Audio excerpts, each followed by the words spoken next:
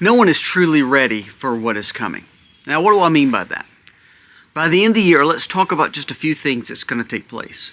What No King showed yesterday, what that protest showed yesterday, was it as bad as they probably thought in some areas? Maybe not. But what it did show is there's multi-billions of dollars trying to cause mischief in our cities. Multi-billion dollars worth of damage. Also, are we seeing one side literally cause a civil war? We start color revolutions all across the world. We cause issues and mischief in places like Iran when we want a regime change. Ukraine when we want a regime change. Bashar Assad in Syria, we want a regime change. What's to say we're not seeing that same thing take place here? You saw more bold, brash people because they knew nothing was going to happen to them because they had the backing of one political party, where they literally would throw stuff at officers, hit people, injure military. Is this really our future? And then lo and behold, yesterday, did you see the guy in the mask that went into the Minnesota lawmaker's home? All because she was choosing to switch to the Republican Party and not choosing to support leftist ideology. It was almost like a scene out of the Purge. Are we literally seeing the atrocities that we have kind of been preparing for? We're not ready for it. We're going to talk about how now FDA, which is supposed to be a conservative push for America first and for farms and for independence, just green-lighted lab-grown salmon. You know what else we're not ready for? We're not ready for AI. I'm going to show you what AI just did to a group of scientists. Now, they pushed it off. Well, it was trying to help itself standing up because we told it was falling. Here's the thing. If you can program it to do this, what it just did, while it was hooked to a server, and we're just in the first stages of robotics, you won't believe what's coming next. We're not ready for these things. From Civil War to Purge, from robotics to AI, to lab-grown meats to where we don't have independence. We're not ready for any of it. The question is, what can we do? Let's dive in today. We'll talk about the problems, and then we're going to talk about a few solutions that we could be doing here on Father's Day. Let's dive in.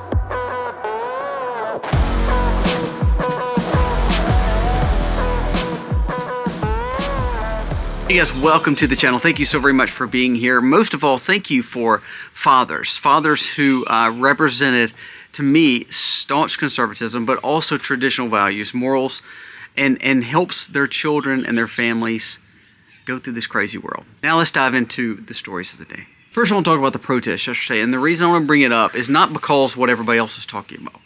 The thing that blows my mind is a few things happen.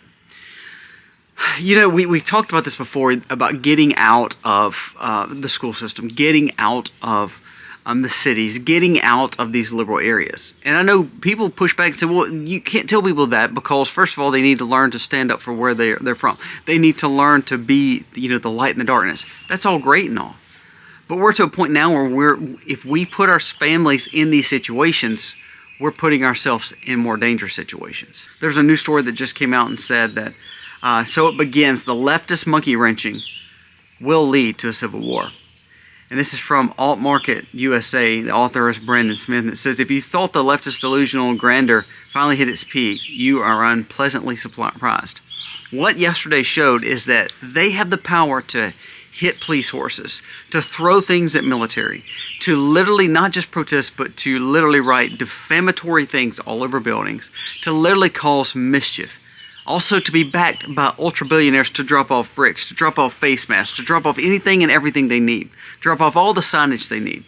Not only that, what yesterday showed, here's the biggest thing. It wasn't the people that just protested. A lot of them were boomers, old people, a lot of leftist liberals. Honestly, it really wasn't a quote-unquote, think about illegal immigrants. I mean, it really was not that big of a deal in a lot of areas other than liberal cities like San Diego, or Los Angeles. But here's the thing. The part that we need to pay attention to was not the protesting and the rioting. It was the fact that there was legislatures out there.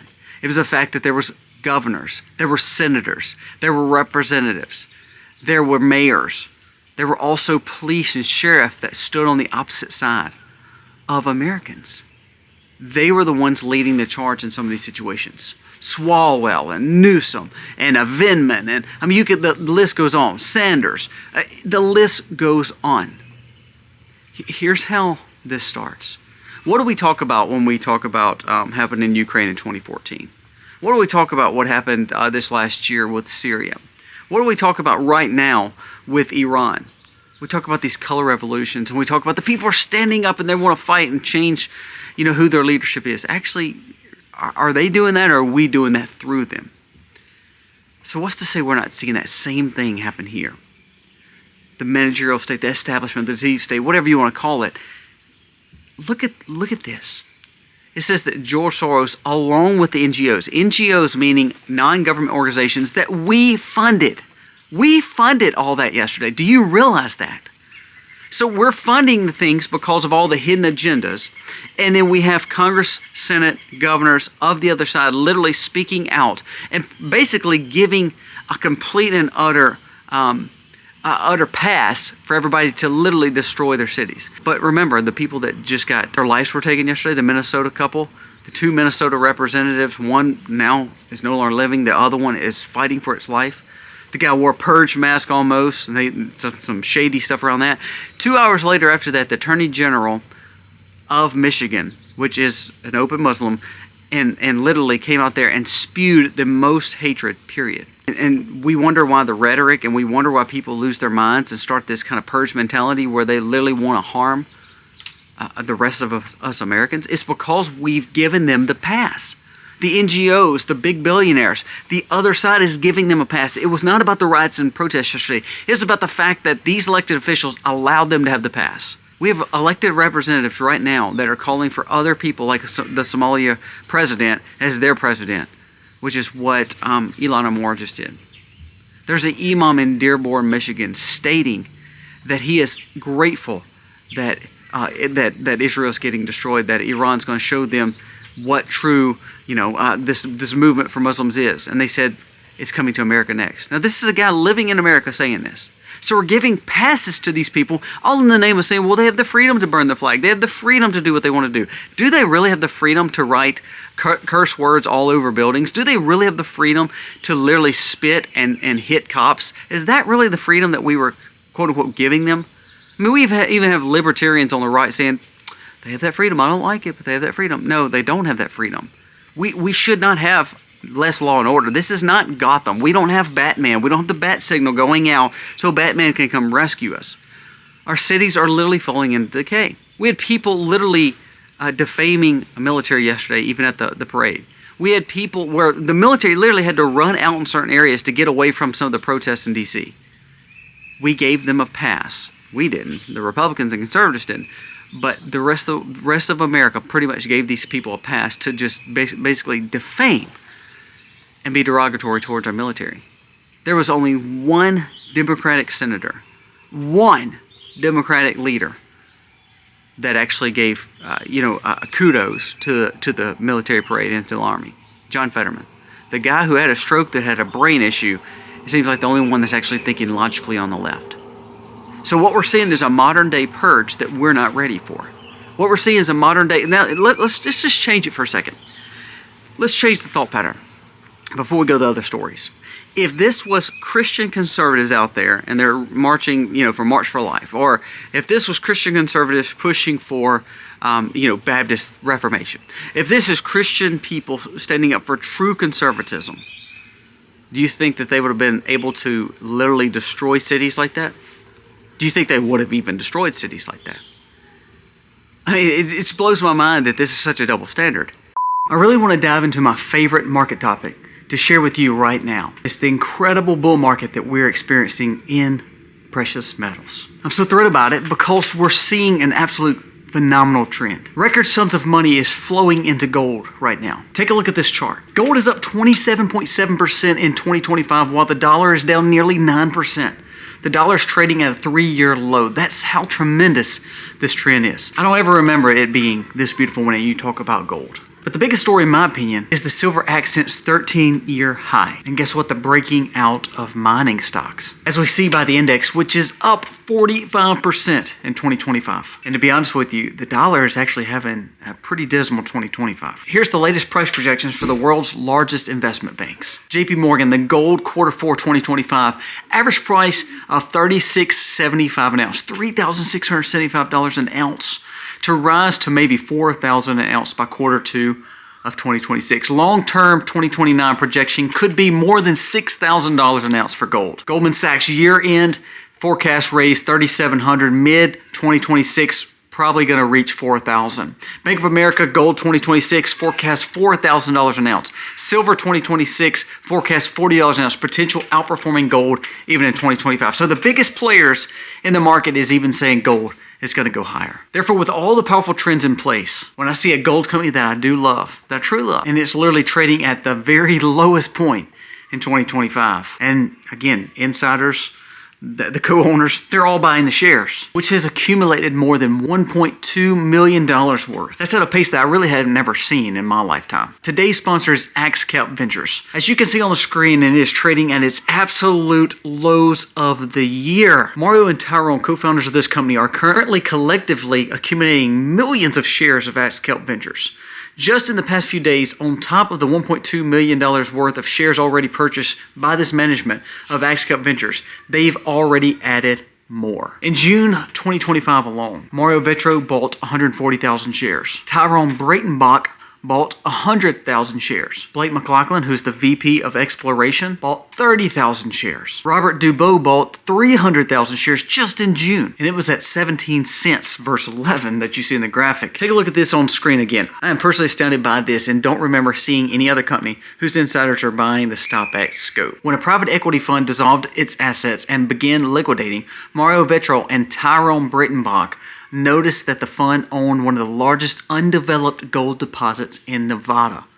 Again, we talk about Trump's push for mining and precious metals. This is a good push. Right before gold's breakout of $2,000 an ounce, they were able to acquire the Converse gold deposit. Think about this. It is up 70% now. Converse is actually AXCP's flagship gold deposit. It's the largest gold deposit which is not owned by a senior gold developer or producer. We are seeing more and more and more mergers and acquisitions, which is the reason why I'm taking the point to address this. The Converse gold deposit contains 5.57 million ounces of gold equivalent resources measured and indicated at 0.525 grams per ton, plus an additional 0.42 million ounces inferred at 0.528 grams per ton. At today's market cap of $34 million, and with approximately $10 million in the treasury, the deposit is valued only at $5 an ounce. $5 an ounce. That's a stark contrast to most companies that are valued at around $40 an ounce. That's a difference of 8 times or 87% less. This evaluation gap is the primary reason that I want to talk about AXCP Ventures today. Look at these comparable charts. It screams to us AXCP is the cheapest of its peers and on the enterprise value to ounces equivalent ratio. Think about this potential upside.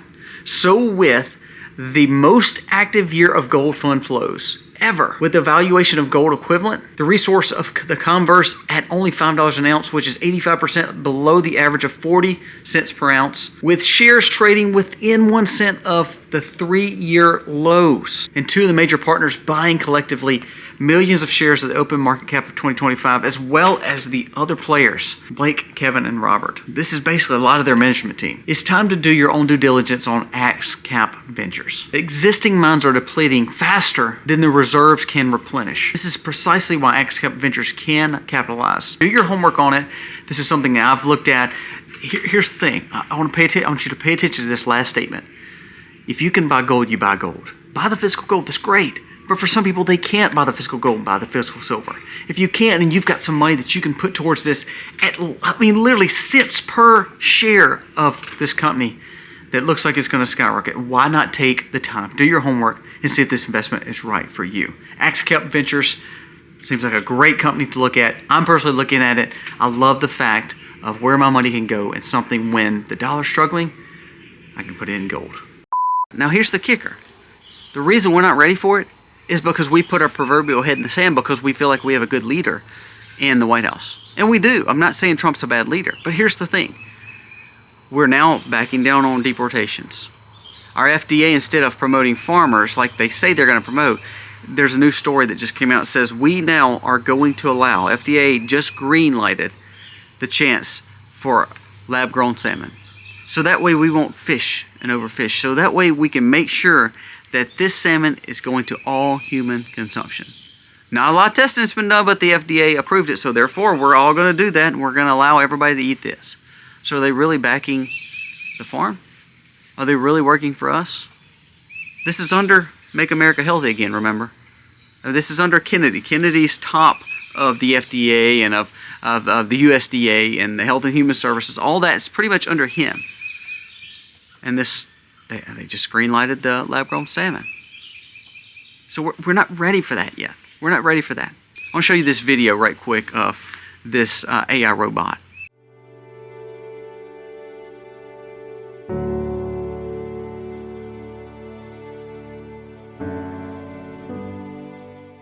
Now, that's pretty freaky to me.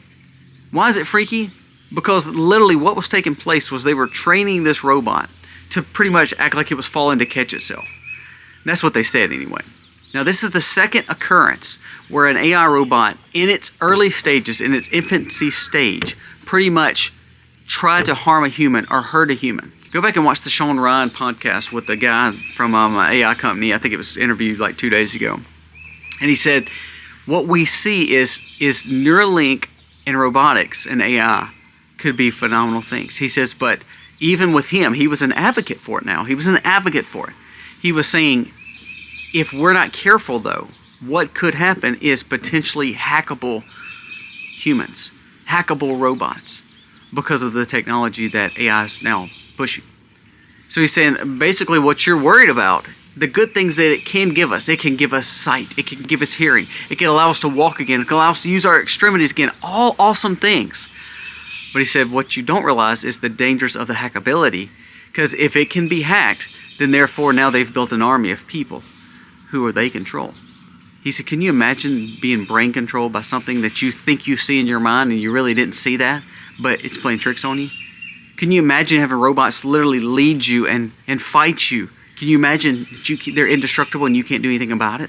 They know your every move because they understand who you are because of their AI capabilities. And we're kind of laughing at this situation. Oh, it was just an AI robot fighting him. Oh, no big deal. And we're fixing to mass produce these.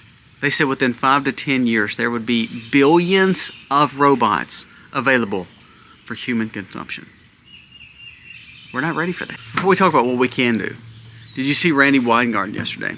I mean, this lady makes $500,000, a little over $500,000, off the school systems, the unions. The teachers are paying her basically to act a complete fool yesterday at these events. She was one of the ones that put it on. Makes whopping, $500 to $600 a year. And she's supposedly the ones that's over the teachers that lead your children. You wonder why your children are so wish-washed. And you wonder why these generations are struggling in college. You wonder why a lot of these people are marching on the streets for things that don't even matter and how they believe in socialism. Because these are the people leading us.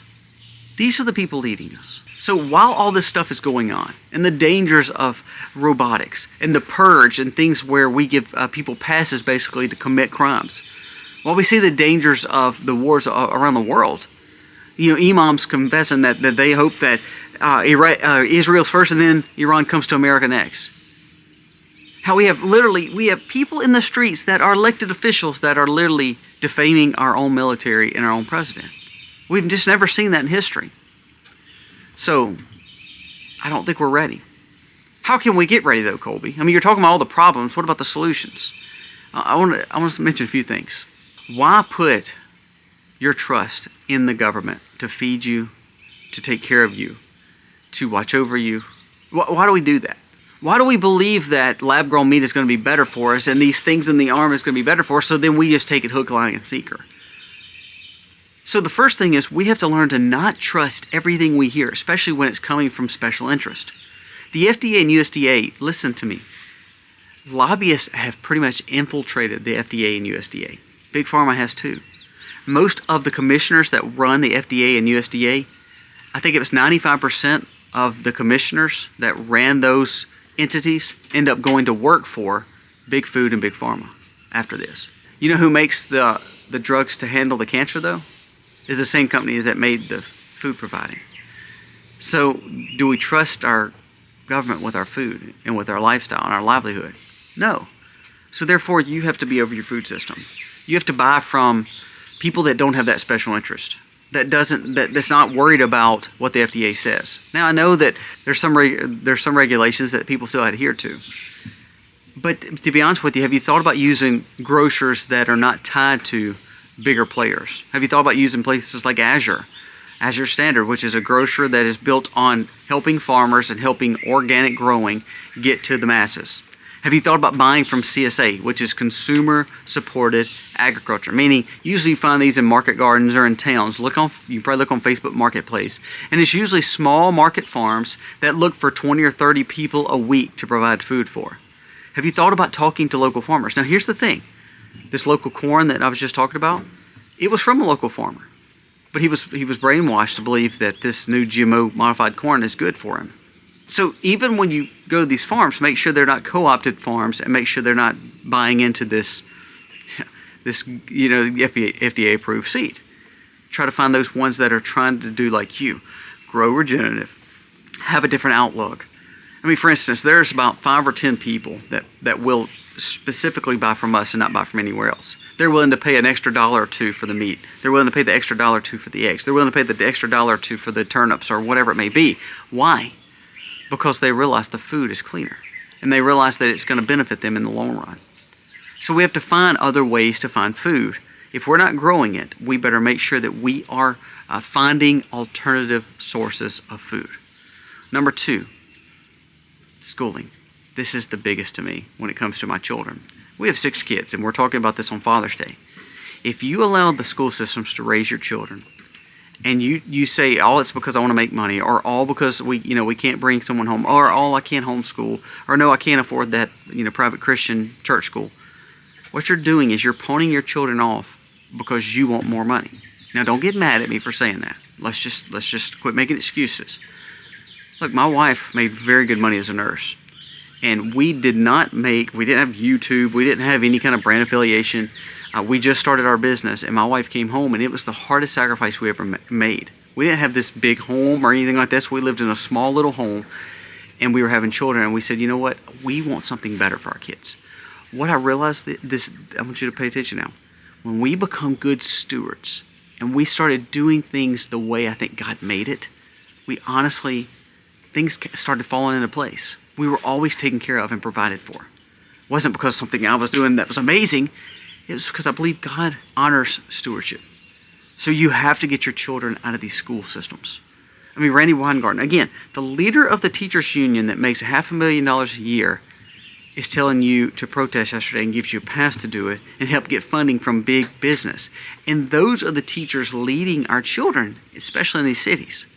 You wonder why these children are coming out and having major problems with morals and values and not understanding true capitalism and seeing socialism as a good thing and try to make enemies out of the good guys. Is because our school systems are teaching them that. So now we have to find an alternative food. We have to find alternative education. Alternative education may be a grandparent teaching. Alternative education may be something as simple as this. Look, we work together as families. There's 4 families that come together, and the father teaches science. The mother teaches this subject. The other dad teaches this subject. The other mama teaches this subject. And you work it around schedules. That sounds crazy, but it can be done. So if we fix our food, we fix our education. What about money and budgeting? Well, we have to learn to live on a budget. And what's so funny is where I work, we have about 20 people that work for us. My father and I own the business, and it's funny, I love all the people that work for us. This is not anything against them. What I'm saying, though, is funny. We own the business, and we drive the 2 oldest vehicles at this business. One of mine doesn't have air. The other one, my father's don't unlock, or the window doesn't roll down. Why do I say that? Do you have to drive a piece of junk car all the time? No, but here's what I'm saying. What we've realized and what I've learned through generations is wants first needs. Do we need this or do we want this? What do we need? So that helps me be better with money. Also, I've done more research on things like gold and silver like we talked about here. I've done more research on things that bring value and not just waste money on things that won't. So the thing is this, are you being wise with money? Have you budgeted? If you put yourself in piles of debt, find a way to get out of it. Because remember, a borrower is always slave to the lender. The biggest banks and players are jumping into crypto. The biggest governments are jumping into crypto. That means they are easily going to get you on a digital ID or biometrics, because that's exactly what crypto is. So we have to find alternative ways of money. Go back to bartering. Go back to golds and silvers. And find ways to invest in that. Now, like the sponsor of today's video, that gold and silver, that's not physical. I mean, that you can't move money out of some of the accounts. Well, if you can't, maybe look at these options, because it's an alternative way of thinking than just the standard quo of putting in a 401k or in some kind of typical equities or anything like that. And then lastly, are you in a spiritual house of worship? Are you actually trying to do something different with your morals and values? Are you trying to seek God? Now, that means you have to find a church that is doing that. But on Father's Day, like we go back to the main story that we talked about, if we're wanting to be different, part of being different is not having religion, but having Christ. And wanting something different. We're living in a time where people are literally able to go on the streets and cause havoc. We're living in a time where we see nations bombing other nations, and then we sympathize with the bad guys. Not us, but the world. America. Leaders. One side of the aisle. So we have to find groundedness in spiritual healing. And that means Jesus. In a time like we live in, it's very easy to worry. So if we find the alternative of, government helping me do everything, or, money's helping me do everything, once we start realizing that God can help me do everything, no matter what I go through, He's there. He's provided for us. Then we truly are on a path that's going to be for the betterment of us and our families. So that's how we do it.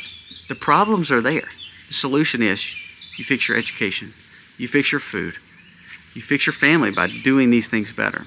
You fix your money, and then ultimately, you seek Christ. And there's the answers. Seems simple, right? That's pretty hard. But to be honest with you, it's literally that simple. You fix those 4 things, the rest will fall in place. And then all the stuff that happens, all the problems that happens, it won't affect you as much, because guess what? You have the independence that we just talked about. Guys, thank you for watching. Let me know your thoughts on today's video. Happy Father's Day to all the fathers out there. God bless.